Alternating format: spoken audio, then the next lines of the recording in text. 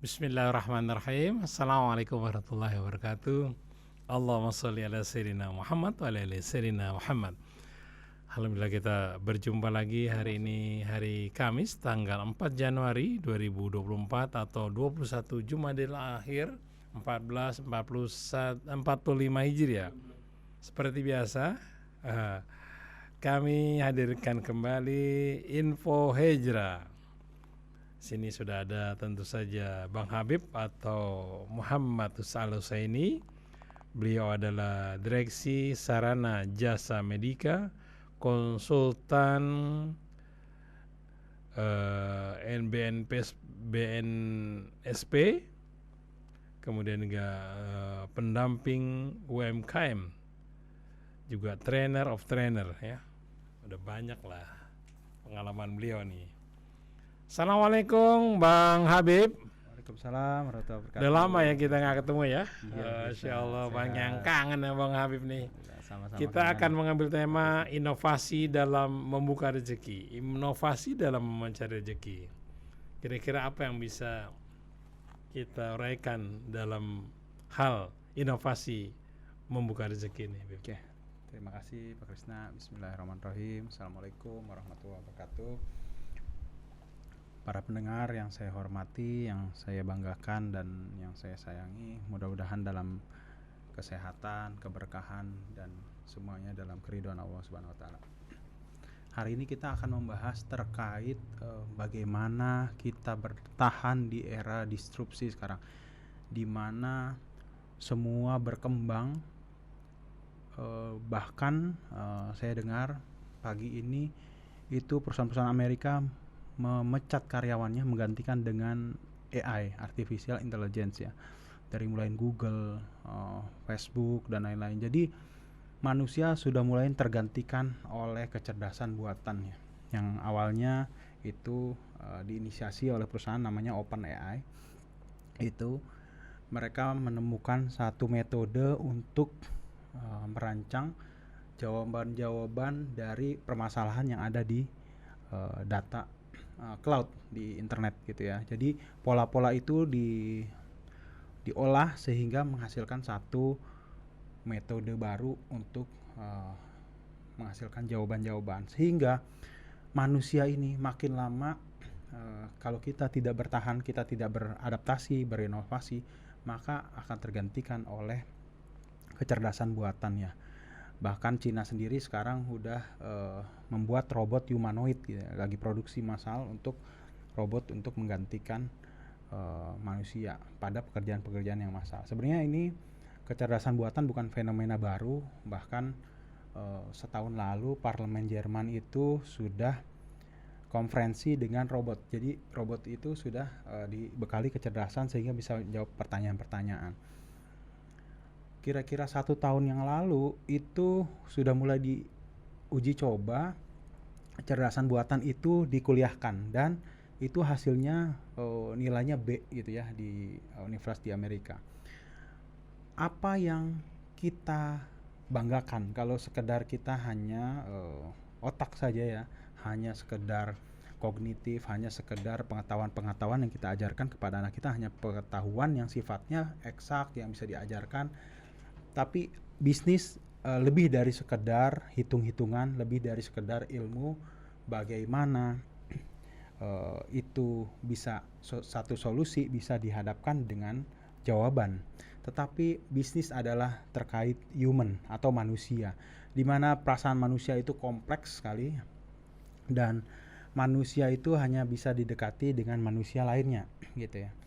Jadi sekarang ada tren baru. Dulu kita dengar bisnis to bisnis ya, artinya dari bisnis ke bisnis atau bisnis ke customer, customer ke customer ya. Sekarang ada lagi yang baru, person to person. Jadi person to person adalah Pak Krisna mewakili Rasil gitu ya, sehingga orang melihat Pak Krisna itu Rasil gitu ya. Ketika saya berhubungan sama Pak Krisna baik, ramah dan lain-lain, saya bakal berpikir oh Rasil itu baik, Rasil itu ramah gitu ya.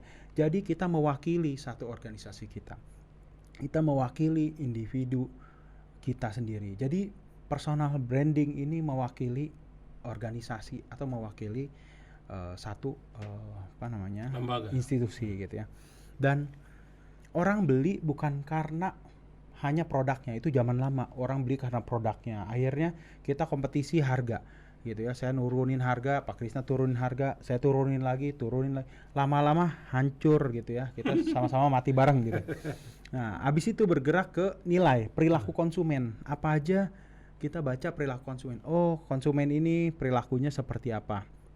Oh, konsumen ini sukanya, oh ternyata misalnya kita undang hari ini satu dokter yang cukup sukses, lagi viral di Cirebon, Indramayu dan lain-lain ya. Beberapa kota kita undang ke sini untuk diskusi bagaimana dia menemukan inovasi dari mulai dia susah segala macam. Nanti kisahnya kita dengar sampai menemukan metode, misalnya beliau ini dokter ya, metode sunat nggak sakit gitu ya. Itu berangkat dari kepedihannya dia gitu ya. Nah, jadi satu kepedihan kita itu bisa jadi solusi kita. Jadi ketika orang ikhlas menerima satu cobaan ya, menerima satu kesulitan ya, itu otaknya akan bekerja luar biasa keras ya. Dan itu subhanallah, Allah kasih kekuatan kita itu untuk diberikan kekuatan yang luar biasa. Misalnya contoh ya, ketika orang berhadapan dengan macan di depannya Pak Krisna, itu akan terjadi kekuatan yang luar biasa di dalam dirinya untuk menghindari gitu ya. Saya berapa kali kasih kisah ya. Satu orang ibu itu dihadapkan di depan sungai ya. Di depannya tuh ada emas ya. Di depan sungai itu ada emas, tapi di kalinya tuh ada buaya. Kira-kira ibu itu ambil nggak? Nggak bakal ambil. Tetapi ketika di pinggir pulau itu ada anaknya, anak bayi, anaknya dia, walaupun di tengah-tengah buaya ya, kira-kira akan ambil nggak dia? Akan ambil. Karena naluri manusia itu diberikan oleh Allah Subhanahu Wa Taala luar biasa gitu ya. Dan kita dikasih tenaga itu luar biasa gitu. Jadi sebetulnya kemampuan kita itu melebihi daripada yang kita pikirkan. Nah, yang penting itu sebetulnya bukan skill set, bukan hanya kemampuan kita, tetapi mindset. Mindset itu penting. Bagaimana ketika jatuh dia bangun lagi, jatuh bangun lagi. Nah, ketika produk ini berkembang dari mulai produk itu hanya fisik, lalu kita pelajari perilaku konsumennya seperti apa. Lalu setelah itu perilaku konsumen kita baca. Setelah kita baca, oh ternyata konsumen ini sukanya misalnya kerudungnya di Kalimantan seperti ini. Nanti kita susun, oh berarti kerudungnya suka yang agak tinggi misalnya. Oh masakan Padang tuh kalau di Kalimantan agak manis, jadi orang sini suka yang lebih manis. Kita adaptasi, oh perilaku konsumen. Jadi bukan hanya berangkat dari keinginan kita. Oh saya maunya kayak gini. Pokoknya konsumen mau nggak mau harus begini gitu. Itu udah ditinggalkan. Bagaimana perusahaan-perusahaan dunia itu runtuh padahal nggak salah apa-apa Pak Krisna. Dari mulai Nokia. Ya Fujifilm dan lain-lain. Itu mereka tidak melakukan kesalahan apa-apa, tetapi hancur gitu ya. Sampai CEO-nya tuh bilang kita tidak melakukan kesalahan, tetapi kita bangkrut karena apa? Karena kita tidak berubah gitu. Kita tidak adaptasi perubahan. Nah, jadi bagaimana seorang muslim itu setiap hari berubah 0,1 aja, 0,1%. Terus setelah 1 tahun dia akan setelah riset itu bisa 40-50 kali lipat lebih tinggi skillnya ya. Karena terus, jadi muslim yang baik adalah hari ini lebih baik daripada kemarin. Nah, terkait inovasi ada sedikit teori namanya scamper Pak Krisna. Kita berpikir ketika kita lihat produk, produk itu akan dilihat satu perilakunya, yang kedua produk ini diasosiasikan sebagai apa gitu. Misalnya ketika saya beli sepatu ini mereknya ini misalnya, contoh ya Nike itu apa? Oh sepatu lari. Yang kedua siapa yang representasikan, misalnya Pak Krisna punya produknya produk Pak Krisna. Begitu saya lihat produk Pak Krisna, oh ini produk penyiar misalnya, dia langsung asosiasi ke orang gitu. Jadi lebih dari itu, banyak juga orang-orang yang sukses membawa brand dan orang berpikir dia akan membeli produknya karena orang itu, bukan karena produknya gitu ya. Dan masuk ke komunitas itu penting sekali. Jadi isinya bisa sama tapi orangnya beda, itu hasilnya beda. Makanya yang penting itu reputasi juga. Nah, ada teori baru namanya teori, sudah lama juga dan banyak diimplementasikan, scamper sebenarnya. Bagaimana kita melihat produk itu bisa disubstitusikan? Kita lihat pertama, produk ini bisa digantikan nggak dengan produk lain. Ketika bisa digantikan, oh berarti misalnya gini, ada satu makanan misalnya di restoran nih. Oh ini produk mahal. Ketika produk mahal, apa yang bikin mahal misalnya? Oh ini kopinya yang mahal. Oke, kopinya bisa digantikan nggak? Kopinya dari mana? Dari Kalimantan. Bisa digantikan nggak? Sumatera, dari Jawa dan lain-lain. Kita substitusikan. Terus yang kedua scamper S substitute, yang kedua kombinasi, combine. Apakah bisa dikombinasikan gitu ya? Materialnya dikombinasikan dengan yang lain gitu ya. Apa bisa jadi lebih murah? Dan ini bisa kita aplikasikan ke produk kita dan kita bisa terus berinovasi Pak Krisna dengan cara ini. Kita kombinasikan, kita pikir terus ini produk kita bisa nggak dikombinasikan. Misalnya kita lihat di McD, di perusahaan-perusahaan misalnya yang waralaba luar negeri yang di Indonesia, mereka ada menu nasi uduk, menu yang lain-lain yang nggak ada di negaranya. Itu kombinasi ya. Dan adaptasi ya, A-nya tuh adaptasi. Mereka lihat orang Indonesia tuh sukanya nasi, oh ya berarti harus ada nasi. Terus sukanya sambal, nih bikin sambal gitu. Padahal kita nggak pernah lihat ada sambal misalnya di waralaba di luar negeri, tapi di sini pakai sambal segala macam. Itu adaptasi. Yang keempat, magnify atau modify. Dimodifikasi terus, modifikasi. Oh ini orang Indonesia sekarang sukanya sehat. Jadi banyak gula itu digantikan dengan pemanis yang alami gitu ya, yang kalorinya 0 gitu ya. Terus makanan-makanan, saya pernah itu di satu seminar Pak Krisna, makanan jangkrik bisa jadi roti gitu ya. Dan benar-benar ini makanan dimodifikasi sendiri. Pak Krisna pernah nyobain sayur yang rasa daging nggak? Itu buat kalangan vegetarian. Jadi makan sayur itu nggak ada dagingnya sama sekali Pak Krisna, tapi rasanya rasa daging. Lagi-lagi. Itu modifikasi. Dia berpikir gimana caranya. Jadi di tengah keterpepetan ya, itu orang luar biasa cerdas. Jadi kreatif, contoh ya, Hamas ya, kita lagi fenomenanya Hamas sekarang. Hamas itu di bawah tanah 500 km ya. Dia bisa bikin parkiran, dia bisa bikin jalan, dia bisa bikin ruang meeting Pak Krisna. Saking karena di area Israel. Iya, karena dibatasin. Kalau nama Indonesia namanya the power of kepepet. Ketika kepepet itu luar biasa. Ya, otaknya berkembang keras. Dan kekuatan luar biasanya muncul gitu. Kita harus menciptakan keterdesakan kita untuk sukses. Kenapa? Why? Jadi big why. Kenapa saya harus sukses? Oh, saya harus bagian orang tua saya mumpung masih hidup dan lain-lain. Jadi orang itu ketika hidup nggak ada dorongan bagaimana dia harus sukses gitu. Ibarat kita udah ke satu pulau, kita udah bakar kapal. Jadi kalau udah bakar kapal gimana? Harus sukses di pulau itu. Kalau nggak kita mati gitu. Harus bisa bertahan. Itu yang dulu juga kebetulan saya terapkan ketika saya keluar PNS dan lain-lain. Itu gimana caranya bakar kapal nih supaya sukses gitu. Jadi buat pendengar jangan putus asa yang udah jatuh, yang ditipu dan lain-lain. Kita maju terus gitu. Harus bisa lebih baik lagi. Allah kasih di kita mesti sabar. Mungkin sedikit lagi. Terus kegunaan yang lain. Kita taruh di kegunaan yang lain. Ini produk kita selain buat fungsi utamanya apa bisa buat yang lain. Nah, itu penting gitu. Itu salah satu fungsinya. Terus dieliminasi. Ada nggak yang bikin mahal? Oh, ini nggak penting nih. Kita bisa eliminasi bahan tersebut dengan bahan yang lain. Nah, terus kita bisa juga rearrange ya, atau digantikan gitu, digantikan dengan barang yang lebih murah atau lebih mahal dan lain-lain. Kita mesti punya supply dari awal hulu sampai hilir. Jangan produk kita bergantung sama produk orang. Ketika kita dikunci, akhirnya bisnis kita bisa runtuh gitu karena kita bergantung dengan produk orang lain gitu. Mungkin untuk awal-awal nggak apa-apa, kita jualin produk orang, kita mau bagaimana kita kolaborasi, belajar dan lain-lain. Kedepannya kita tetap mesti launching gimana caranya produk sendiri, gimana kita bisa berkembang dengan inovasi yang kita terus lakukan. Mungkin itu Pak Krisna, kita silakan bisa sapa tamu kita hari ini. Baik, tamu kita yang kita hadirkan ini adalah seorang pengusaha bisa dibilang yang kreatif ya. Bagaimana dia dari memiliki satu klinik, sekarang kliniknya sudah ada di mana-mana, di Cirebon, di Majalengka, klinik Sunat ya, klinik Sunat.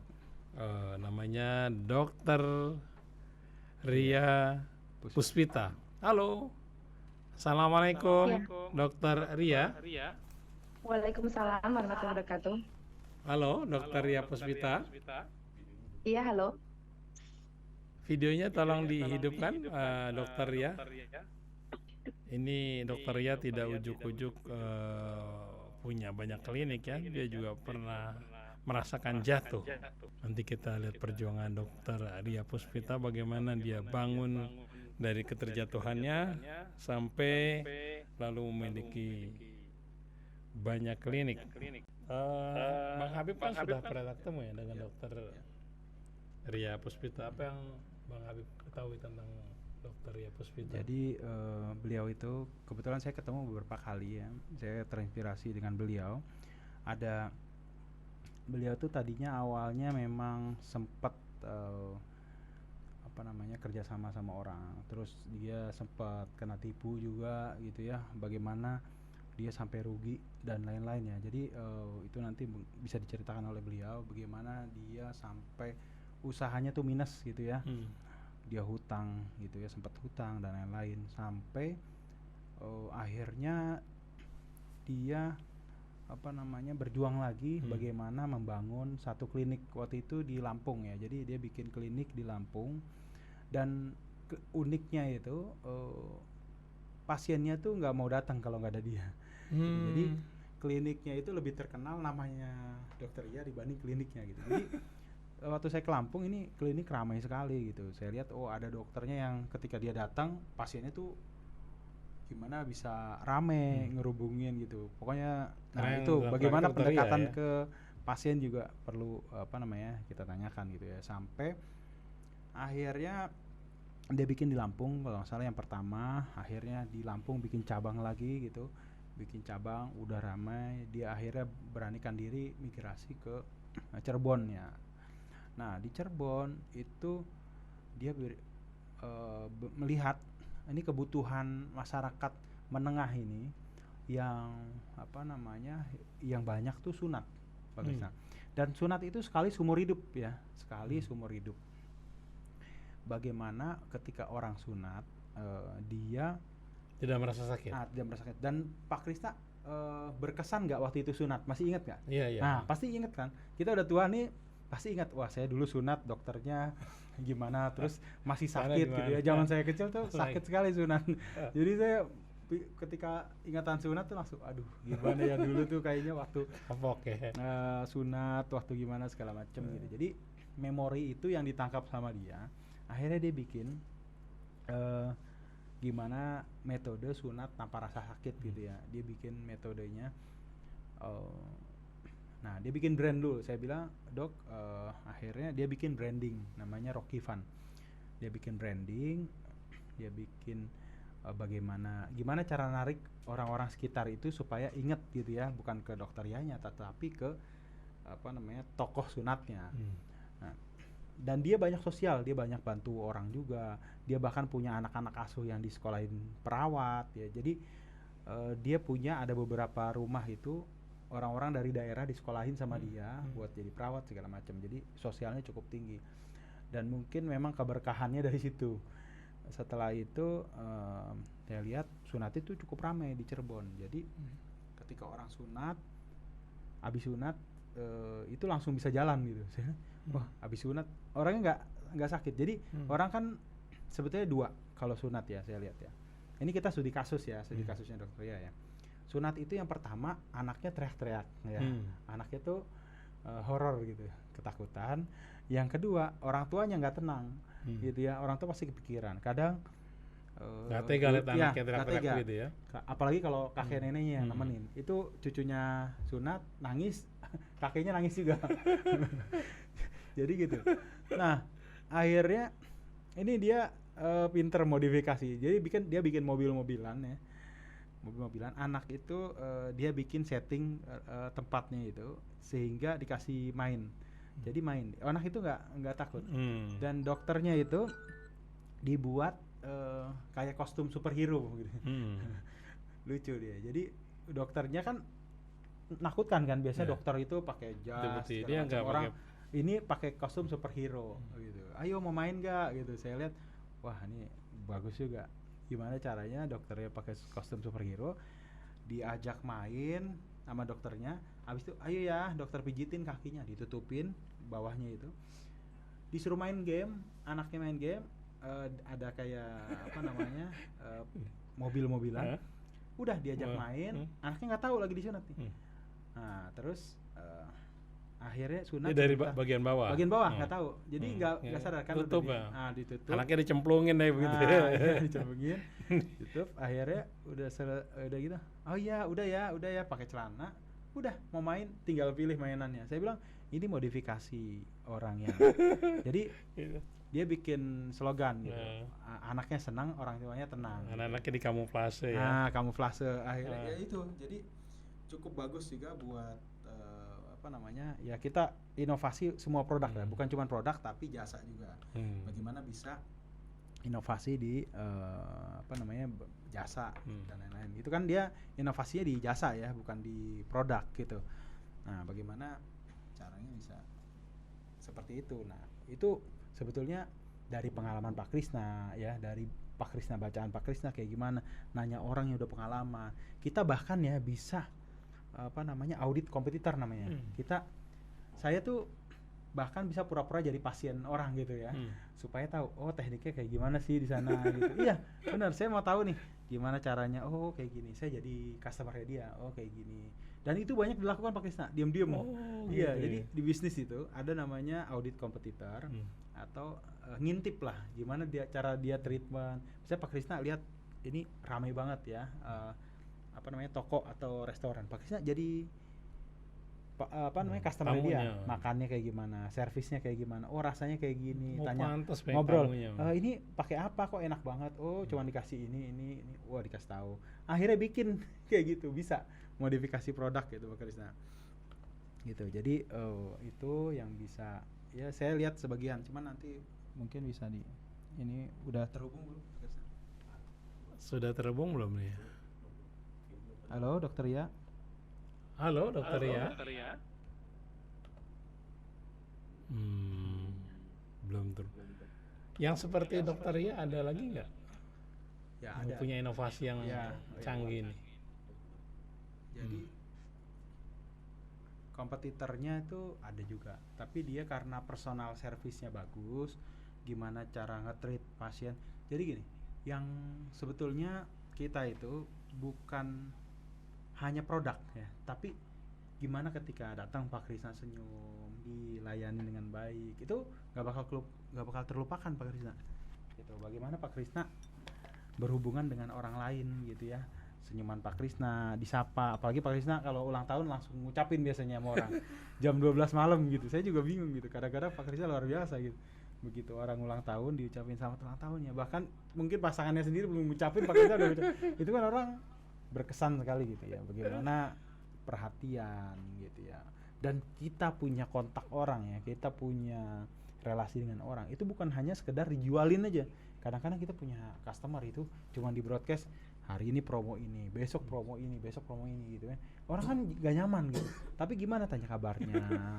Gimana? Jadi orang itu adalah aset kita. Teman kita adalah partner kita, kolaborasi, apapun gitu Kak. Jadi prinsipnya itu bagaimana kita bisa memberi, bagaimana kita sharing sama orang gitu ya. Bagaimana ketika ketemu sama orang hanya ngomongin masalah kepentingan kita nggak bakal dapat apa-apa. Tapi ketika kita tertarik ya dengan kepentingannya dia, kita tertarik membantu dia, itu bakal datang sendiri profit. Oh iya saya bantu, gimana caranya segala macam. Dan orang Indonesia tuh baik-baik banget, luar biasa Pak Krisna. Nggak bakalan selama ini ya itu dibantu dan bakal balik berkali lipat gitu. Jadi ketika kita bantu orang ikhlas gitu, balasannya akan berkali lipat gitu. Itu banyak sekali gitu. Mungkin bisa diskusi kalau ada pertanyaan sih Kang. Ngaleng. Nah, ini Kang Edi. coba. Hah? Halo, assalamualaikum. Waalaikumsalam warahmatullahi wabarakatuh. Nah ini dokter ya, mohon maaf tadi ada gangguan teknis sedikit. Kita udah bicara sedikit ada tentang Dokter Ria Puspita. Dokter bisa diceritakan bagaimana dokter menyunat atau menghentikan anak-anak sehingga mereka tidak takut. Metode apa yang Iya, jadi awalnya itu kan saya melihat suatu peristiwa bahwa anak ini kalau disunat itu kebanyakan takut, kebanyakan mayoritas. Karena mungkin eh, banyak mitos-mitos juga yang dulu beredar kalau disunat itu sakit, kemudian sembuhnya lama, kemudian takut ketakutan anak dan ketakutan orang tua juga, kayak takut repot nanti mandinya gimana, pakai pampasnya gimana. Kemudian pada saat anak mau disunat dulu sebelum saya modifikasi teknik ini ya, itu ketika anak mau naik ke tempat tidur udah ketakutan, udah nangis-nangis, pokoknya ngereok lah istilahnya. Kemudian berawal dari situ terus saya punya ide, berarti masalah ini harus terpecahkan. Berarti yang pertama anak jangan sampai takut disunat. Jadi ketika masuk klinik vibe-nya tuh udah happy, udah seneng. Jadi makanya kalau di Rocklivan ketika anak datang tuh kita sambut, halo, udah kita sambut heboh banget supaya anak itu tuh bahagia dan senang. Karena kadang itu kalau anak-anak itu lucu, kagol sedikit dari rumah udah semangat, terus kagol istilahnya itu ada sesuatu yang menurut dia menyebalkan, misalnya di tengah jalan lapar lah apalah gitu, jadi moodnya berubah tuh. Jadi ketika anak-anak masuk ke klinik udah langsung kita buat moodnya itu senang banget gitu, nggak sabar pingin cepet-cepet disunat gitu. Kemudian akhirnya ruangan sunat juga kalau datang ke klinik anak kebanyakan takut masuk tempat tidur, nggak mau, makanya saya bikin Rocky, tempat tidur Rocky. Gimana ya supaya anak itu mau? Akhirnya anak kan suka naik odong-odong tuh, odong-odong yang ada di keliling, misalnya odong-odong di pasar malam, kan anak-anak seneng. Makanya saya bikin bednya itu mirip odong-odong. Jadi mirip banget kayak Rocky, banyak lampu-lampunya gitu. Dan ketika datang anak langsung aku mau naik gitu. Jadi nggak perlu disuruh-suruh nih, langsung aku mau naik gitu. Alhamdulillah selama ini anak-anak niatnya tuh langsung kepingin naik, nggak perlu dipaksa-paksa, udah mau dia naik ke tempat tidur. Pada saat disunat, pertanyaan lagi, problem gimana caranya supaya tidak mengalami rasa sakit. Gimana ya caranya supaya tidak mengalami rasa sakit? Jadi makanya sunat itu sebenarnya utamanya itu adalah teknik bius. Jadi sunat itu sebenarnya nggak sakit sebenarnya karena kan dibius. Tapi pada saat masukkan bius itu sakit pada saat masukkan bius. Ada banyak teknik bius seperti bius semprot, kemudian bius suntik, bius macam-macam, bius oles, dan hampir semua teknik bius itu akan merasakan sakit di awal, hanya pertama kali itu. Kemudian setelah bius bekerja, sunat itu tidak terasa. Nah, bagaimana kalau pada saat obat dimasukkan pun tidak terasa? Jadi biusnya pun tidak sakit. Nah, itu yang saya kembangkan. Alhamdulillah, jadilah bius yang kita kembangkan di Rocklivan, bius advance ini, bius yang ketika dimasukkan obatnya anak pun tidak terasa. Jadi dia cukup tidur-tiduran, kita ajak tidur, kita pijet-pijet kakinya gitu sambil diajak ngobrol, taunya dia main Free Fire padahal lagi disunat gitu. Nah, teknik yang kita ajak itu anak itu sambil diajakin ngobrol, dia nggak tahu nih dokter lagi ngapain, tahu-tahu sunatnya sudah selesai. Dan semua dokter-dokter yang ada di Rocklivan itu sudah kita training yang sama. Jadi ketika nyunat jangan diem, harus ngobrol sama anaknya sehingga anaknya itu merasa nyaman, merasa enak gitu, diajakin main, tahu-tahu sudah selesai. Dan kemudian nih ada permasalahan lagi, ketika sudah selesai sunat sembuhnya berapa lama, terus setelah selesai bius habis sakit enggak. Nah, akhirnya kita mengembangkan bagaimana caranya supaya tidak sakit pasca hitan. Kemudian kita membuat obat, racikan obat sehingga pasca hitannya tidak sakit, minim sekali gitu. Hanya terasa tapi tidak sakit. Terasa itu artinya ketika baal habis disentuh kerasa, tetapi tidak sakit, nggak uring-uringan, pakai acara kipas-kipas kayak zaman dulu tuh, di kipas-kipas supaya nggak kesakitan, nggak seperti itu gitu. Nah, kemudian sesudah itu tekniknya. Tekniknya kita menggunakan metode yang terbaru yaitu penciler, di mana pada saat sunat itu pakai cetakan. Jadi betapa rapihnya karena dicetak alat. Kemudian alat potongnya itu sendiri kering. Jadi ada alat electrocautery di mana dia ketika motong tidak ada darah sama sekali, luar biasa. Jadi nyaris tanpa pendarahan, darahnya nggak ada sama sekali. Setelah itu alatnya kita lepas dan langsung kita lem pakai lem bedah, skin adhesive glue. Sekarang ada inovasi terbaru di dunia medis bahwa kalau ada luka robek ataupun ada luka operasi tidak perlu dijahit. Jadi cukup dilem aja pakai lem khusus gitu. Dimana lem itu nanti akan rontok sendiri hari ke-7 sampai hari ke-14. Jadi setelah dilem ada inovasi baru lagi tanpa perban. Jadi pakai apa? Pakai perban cair. Kita ada perban cair yang kita oles, ketika dioles dia langsung anti air, jadi bisa boleh mandi, boleh aktivitas, boleh sholat, kegiatan itu langsung bisa, bahkan pakai pempes pun dia langsung bisa pakai pempes, luar biasa. Jadi permasalahan-permasalahan sunat pada saat dulu takut sakit sudah terjawab, sunat tanpa sakit. Terus takut lama sembuh. Alhamdulillah dengan metode ini umumnya 7 hari sampai 14 hari itu sudah sembuh. 7 hari itu sudah oke banget, sudah bagus. Kemudian bagaimana nih supaya bisa langsung mandi? Metodenya alhamdulillah ada perban cair, ada lem, tidak perlu dijahit sehingga bisa langsung mandi. Luar biasa. Jadi seperti itu. Nah, ketika disunat itu dalam posisi dia duduk atau tidur? Posisinya tidur, posisinya. Karena memang bed airnya nggak dia buat dia curiga? Enggak, karena dipijetin. Ayo sini, pijetin ya sayang ya. Iya enak ya dipijetin. Jadi dia taunya dipijetin. Nanti hanya dilap-lap aja rasanya ya. Nggak apa-apa kan dilap-lap seperti ini. Saya kasih tahu dulu rasanya. Seperti ini nggak apa-apa, nggak apa-apa. Rasanya dingin. Nggak apa-apa, nggak apa-apa. Nah, jadi nanti sampai akhir rasanya hanya seperti ini sampai selesai. Oke, sudah langsung dikerjakan. Jadi boleh bilang ini klinik tanpa tangisan ya, anak ya, klinik tanpa tangisan anak ya. Disunat. Betul. Jadi kalau anaknya itu datang memang mau disunat, itu umumnya tidak menangis, walaupun anaknya itu usianya kecil. Tapi kalau anak itu datang belum apa-apa, dia sudah nangis-nangis dulu, belum apa-apa nih, biasanya kita rayu dulu.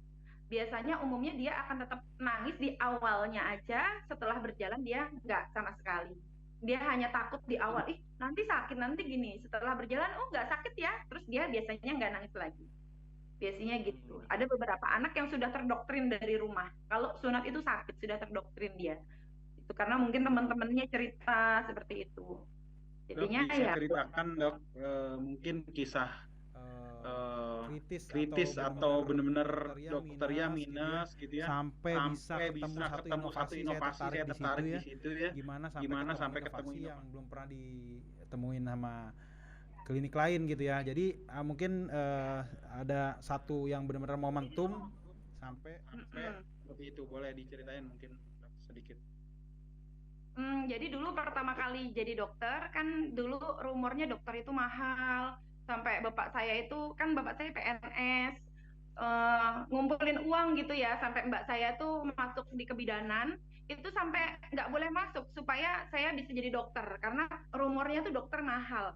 Ternyata waktu dulu biaya sekolah saya di Unsri, Universitas Sriwijaya itu hanya 2.940.000.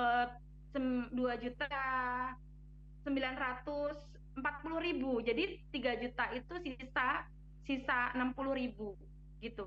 Kemudian pada saat itu alhamdulillah saya masuk di Unsri, terus karena bapak saya juga ya pas-pasan ya PNS, ya tahu lah ibaratnya gaji PNS itu berapa. Jadi saya tuh ibaratnya prihatin lah waktu zaman kuliah dulu. Terus saya bertekad bahwa saya harus benar-benar bisa selesai kedokteran. Nah, kemudian waktu pertama kali lulus jadi dokter, karena backgroundnya bukan orang yang biasa-biasa aja lah, ibaratnya bukan darah biru, yang lulus udah ada tempat praktek dan sebagainya, waktu itu belum. Jadi ya sempet tuh ngerasain kekurangan uang, terus nggak makan waktu itu kehabisan duit, jadi sampai nggak bisa makan, itu ya mengalami juga gitu hal-hal yang seperti itu, luar biasa. Alhamdulillah sampai suatu hari sampai saya pindah dari Lampung itu saya bikin klinik juga, alhamdulillah growing. Terus saya pindah ke Cirebon. Waktu itu pindah ke Cirebon diajak temen bahwa di sini ada pesantren, apa namanya, pesantren untuk sekolahan gitu. Itu bagus banget, agamanya luar biasa gitu. Akhirnya saya nyokolahin anak saya ke Cirebon. Akhirnya pindah di Cirebon. Nah, sampai di Cirebon itu saya ngelihat apa ya yang bagus di sini, yang prospek di sini kan kebanyakan kalangan menengah, kebanyakan. Kalau dulu di Lampung kan menengah bawah, jadi kita juga apa prakteknya hanya praktek pribadi. Maksudnya praktek pribadi, praktek praktek umum gitulah, praktek umum. Sedangkan kalau di Cirebon kan apa yang bagus untuk di Cirebon ini supaya berkembang lebih baik lagi yang bisa kita kembangkan. Terus akhirnya saya lihat itu peluang adanya sunatan modern. Kalau di kota ini kebanyakan beda sama yang di kampung. Kalau di kampung itu mayoritas tuh anak-anaknya tuh nggak tahu kenapa lebih berani aja, lebih berani mau sunat, mau apa itu mereka lebih berani. Tapi kalau di kota ini sepertinya agak agak banyak sedikit drama gitu untuk sunat. Banyak ketakutan-ketakutan anak gitu, mau takut ini, takut itu gitu. Akhirnya saya kembangkanlah sunatan modern Rocky Van ini. Alhamdulillah berawal dari satu di Cirebon, sekarang udah berkembang, udah insya Allah nanti di Kuningan, Majalengka, Indramayu udah berjalan, Purwakarta sama Subang, alhamdulillah. Seperti itu. Jadi formulanya itu eh, formula sendiri ya dok ya, ditemukan sendiri atau gimana? Formula Iya, bagaimana jadi itu kalau prosesnya betul, jadi jadi sampai nemu formula? ide-idenya itu alhamdulillah kita kan saya juga join grup sebenarnya itu Asosiasi Dokter Hitan Indonesia. Tadinya kan saya ini perempuan ya, kalau perempuan itu kok perempuan kok nyunat gitu. Alhamdulillah di Asdoki ini benar-benar welcome, teman-temannya luar biasa. Jadi kita saling bantu di Asdoki ini. Kemudian saling sharing-sharing pengalaman. Nah, untuk klinik itunya, ruangannya, desain ruangan, kemudian mobil Rocky itu benar-benar murni ide saya sendiri. Dulu kan saya pakai Tayo mobilnya, tapi kata teman, wah ini Tayo ini kan karakter sendiri tuh, nggak bisa kayak gitu gitu kan. Akhirnya saya, ya juga ya, kan Tayo kan bukan punya saya. Akhirnya saya bikin sendiri desainnya, namanya Rocky. Nah, jadi si Rocky ini mobil bentuknya seperti ya mobil Rocky gitu besar. Itu yang untuk sunatnya. Nah, kemudian saya buat sendiri, anak-anak kan suka robot. Jadi Rocky ini berubah menjadi robot. Saya bikin robotnya tuh yang di belakang saya itu robot-robot Rocky-nya. Jadi dia itunya yang saya pakai sekarang ini juga seperti ini robotnya, robot Rocky. Nah, kemudian Rocky-nya ini berubah jadi robot namanya transformasi. Makanya kita slogannya transformasi bentuk terbaik masa depan, seperti itu. Karena ketika anak sunat itu uniknya di Jawa Barat ini bukan hanya sekedar sunat potong kulit selesai. Di sini nih kayak ada apa ya, filosofinya bahwa ketika anak sunat itu artinya sudah bujang, artinya sudah dewasa, artinya nggak boleh lagi merengek-merengek sama orang tua kalau udah sunat. Kalau udah sunat berarti sudah bisa menjadi imam yang baik. Seperti itu di Jawa Barat ini. Rata-rata Bagus ya. usia berapa mereka yang disunat anak-anak itu? Usia berapa? Rata-rata mau masuk sekolah. Jadi masih kecil itu sudah termotivasi untuk sunat. Alasannya supaya bisa jadi imam sholat.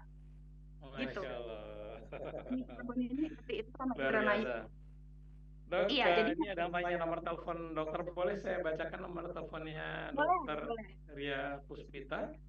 Boleh. Ini pemilik klinik sunat tidak sakit ya, yang ada di Cirebon ya. Cirebon di mana Belum lagi? Cirebon, Indramayu.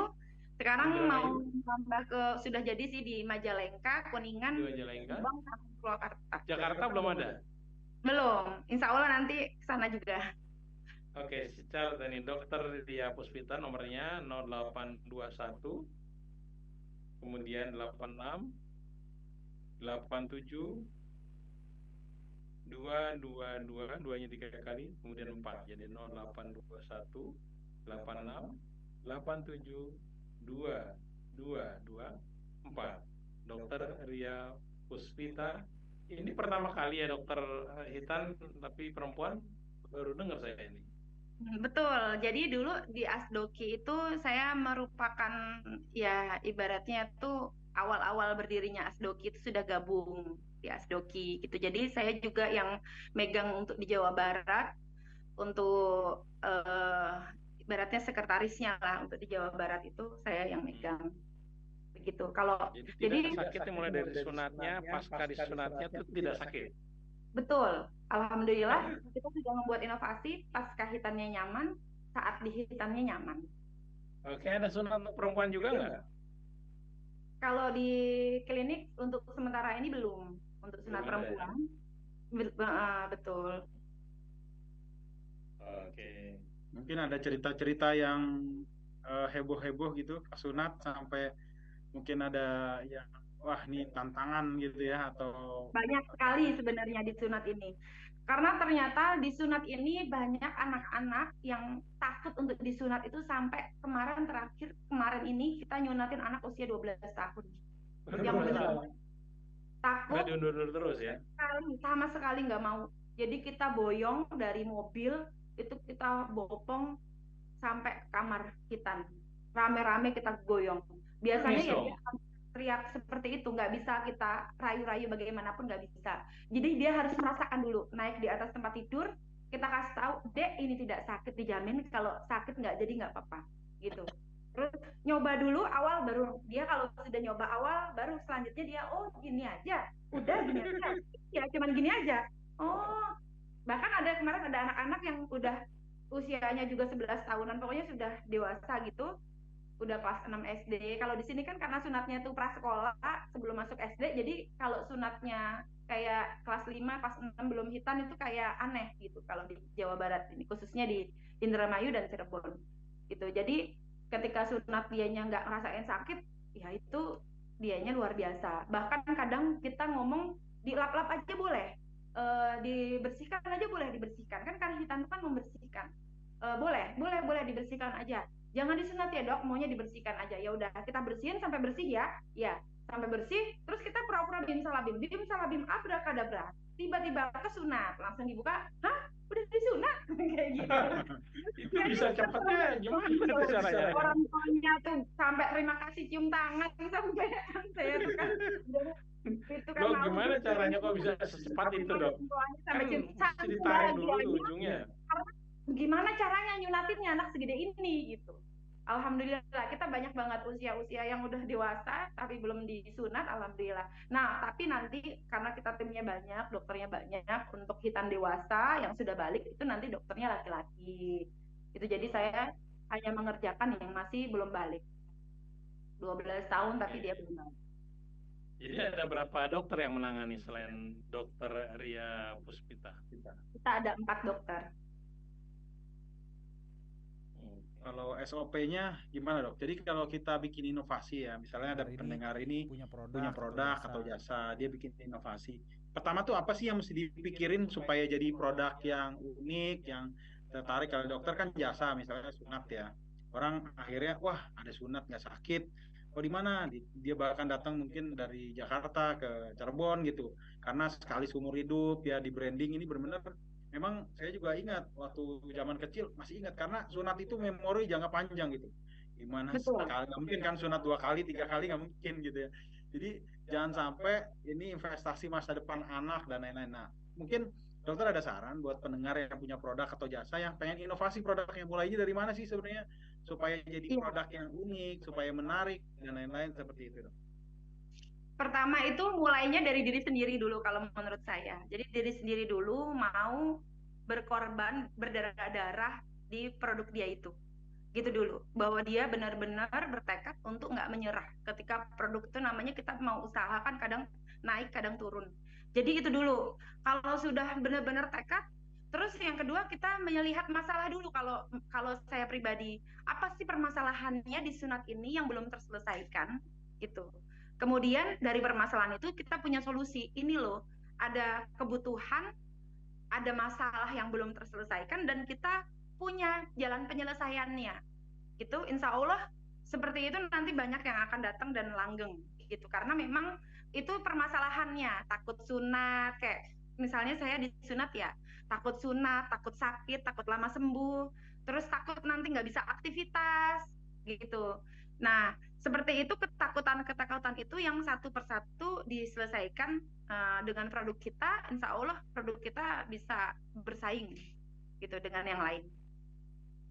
Ya, mungkin ini jadi motivasi pendengar juga ya, karena kadang-kadang kita produknya produk barang mati nih, jual barang mati, kita nggak usah takut. Ini kan kalau kayak medis ini kan manusia yang dihadapin kan, ibaratnya nggak mungkin wah salah sunat dipotong lagi gitu kan, nggak mungkin kan, gitu ya. Atau produk-produk yang sangat high risk gitu ya. Ini pendengar mungkin kalau produk-produknya umum dan lain-lain harusnya lebih beranilah untuk inovasi dan lain-lain gitu. Jadi ini mudah-mudahan jadi motivasi pendengar. Silakan Pak Krisna, mungkin ada pertanyaan lagi. Warga Cirebon, warga Lumajang apa tadi itu?